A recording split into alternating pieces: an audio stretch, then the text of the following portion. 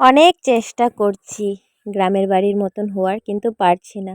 জানো তো, ছোটবেলার থেকেই টাউনে বড় হয়েছি তো ছোটোর থেকে, তার জন্য হতে পারে একটু সময় লাগবে, কিন্তু আমি চেষ্টা করব।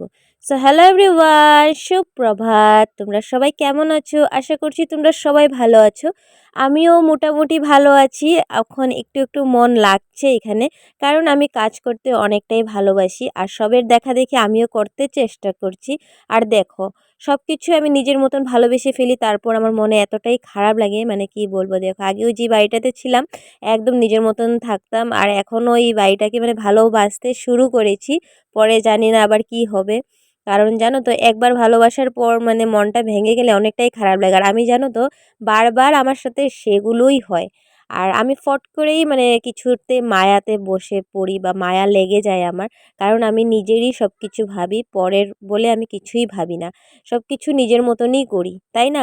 আর এইভাবেই মানে আমি করি, তার জন্যই মানে আমার মনে এতটাই খারাপ লাগে যখন আমার মানে মালিকরা যখন বলে ঘর ছাড়তে, বা নিজেরা যখন ছেড়ে দেব, বা নিজের কখনো নেই, নিজের যখন হবে যাব, তখন অনেকটাই খারাপ লাগবে।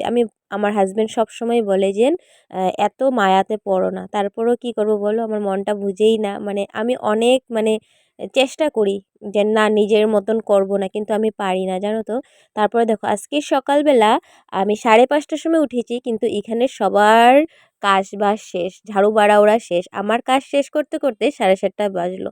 উঠান বাড়িঘর ঝাড় দিয়ে বাসি বাসন ধুয়ে তারপর স্নান টান করলাম। আজকের ভিডিওটা এ পর্যন্ত, টাটা।